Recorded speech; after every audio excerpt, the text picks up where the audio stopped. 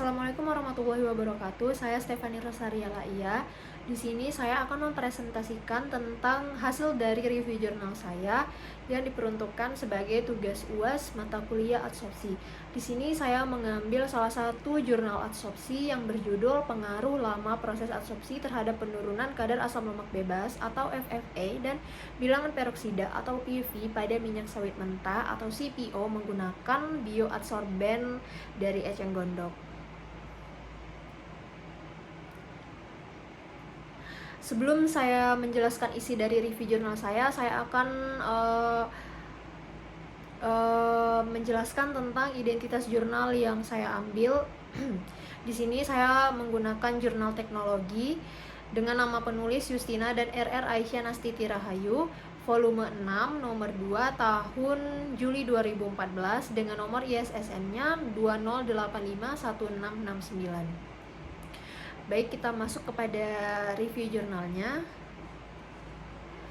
Jurnal ini berisi tentang pengaruh lamanya proses adsorpsi terhadap kemampuan bioadsorben dari limbah pertanian. Nah, di sini limbah pertanian yang digunakan itu adalah eceng gondok. Nah, ini digunakan untuk menurunkan kadar asam lemak bebas atau FFA dan bilangan peroksida pada minyak sawit mentah atau CPO. Kemudian hasil dari penelitian ini diharapkan dapat mendapatkan bioadsorben dari limbah pertanian yang digunakan pada proses pemurnian terhadap CPO. Kemudian di sini ada beberapa bahan dan alat yang digunakan. Di antaranya bahan yang digunakan adalah eceng gondok serta bahan-bahan kimia yang berasal dari Laboratorium Teknik Kimia FTUMJ. Kemudian alat yang digunakan adalah blender, ayakan, motor pengaduk, pemanas, oven serta alat-alat gelas. Kemudian di sini kita masuk pada blok diagram proses pemurnian CPO. Nah, di sini kita mulai prosesnya dari minyak sawit mentah sebanyak 200 ml, kemudian dilakukan proses pemanasan dengan suhu 80 derajat Celcius, kemudian dilakukan penambahan bioadsorbennya sebanyak 3 gram, dan dilakukan pengadukan 500 rpm dengan waktu 20 hingga 100 menit. Kemudian dilakukan penyaringan dengan vakum dan difiltrasi dan dilakukan analisa FFA, PV, dan ABS-nya.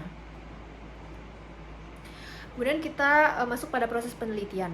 Nah, prosesnya ini dimulai pada batang eceng gondok yang telah dibersihkan itu kemudian kita giling dan dilakukan proses delignifikasi menggunakan salah satu bahan kimia yaitu NaOH. Setelah itu larutannya dinetralkan dan dicuci. Selanjutnya disaring dan padatan kemudian di oven untuk mendapatkan bioadsorbennya tadi kan. Sedangkan tahap-tahap proses adsorpsi itu dilakukan dengan blok diagram proses yang sudah saya jelaskan di slide sebelumnya tadi. Nah, minyak sawit mentah yang sudah dimurnikan itu kemudian dilakukan analisa kadar asam lemak bebas atau FFA dan juga dilakukan analisa bilangan peroksidanya menggunakan metode titrasi.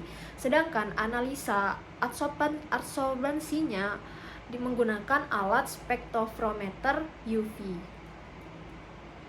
Untuk hasil penelitiannya itu ada 3, yaitu yang pertama pengaruh lama proses adsorpsi terhadap kadar FFA yang didapatkan, yang kedua pengaruh lama proses adsorpsi terhadap bilangan peroksida, dan yang ketiga pengaruh lama proses adsorbensi terhadap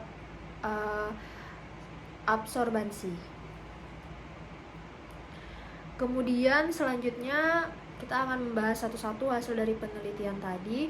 Yang pertama adalah pengaruh lama proses adsorpsi terhadap kadar FFA yang didapatkan. Nah, di sini sudah ditampilkan hubungan antara waktu dan asam lemak bebas yang dihasilkan. Di sini ditampilkan dalam bentuk grafik.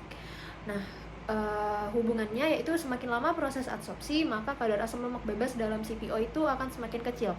Hal ini disebabkan karena waktu kontak CPO dengan bioadsorbennya itu semakin lama.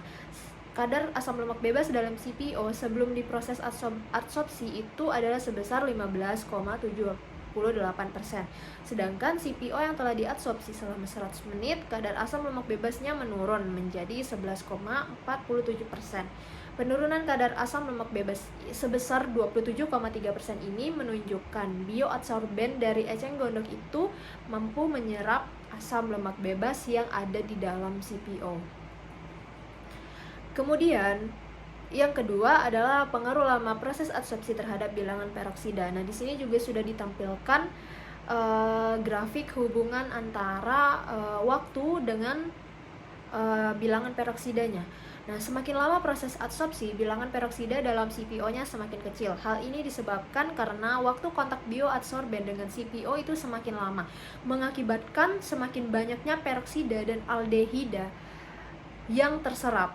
Bilangan peroksida yang terkecil dipengaruhi pada proses adsorpsi selama 100 menit, yaitu sebesar 10,72 mg oksigen per 100 gram minyak. Hal ini membuktikan bahwa eceng gondok dapat menurunkan bilangan peroksida. Selanjutnya ada pengaruh lama proses adsorpsi terhadap adsorbansi. Nah, semakin lama proses adsorpsi, nilai adsorbansi warna CPO-nya semakin rendah. Ini kita bisa lihat dari grafik yang ditunjukkan di slide yang sudah saya tampilkan. Itu adalah grafik hubungan antara waktu dan adsorbansinya. Nah, hal ini disebabkan karena waktu kontak bioadsorben dengan CPO semakin lama mengakibatkan semakin banyaknya warna yang terserap. Minyak sawit mentah atau CPO sebelum diadsorpsi mempunyai nilai adsorbansinya sebesar 4000 ABS. Nah, setelah dilakukan proses adsorpsi, terjadi penurunan adsorbansi warna. Pada proses adsorpsi selama 100 menit, adsorbansi warna berkurang menjadi 1,849 ABS. Penurunan nilai adsorbansi sebesar 53,8% ini menunjukkan bioadsorben dari eceng gondok mampu menyerap warna yang ada di dalam CPO. Kemudian kesimpulannya adalah berdasarkan hasil penelitian laboratorium eceng gondok dapat dijadikan bioadsorben untuk pemurnian CPO. Proses adsorpsi menggunakan bioadsorben dari eceng gondok dipengaruhi oleh lamanya waktu adsorpsi. Pada proses adsorpsi selama 100 menit, hasil analisa kadar asam lemak bebas terkecil 11,47%. Hasil analisa bilangan peroksida yang terkecil adalah 10,72 mg oksigen per 100 gram minyak. Sedangkan hasil analisa adsorpsi terendahnya adalah 1,849 ABS. Baiklah, sekian review jurnal dari saya. Apabila ada kesalahan saya mohon maaf. Terima kasih. Assalamualaikum warahmatullahi wabarakatuh.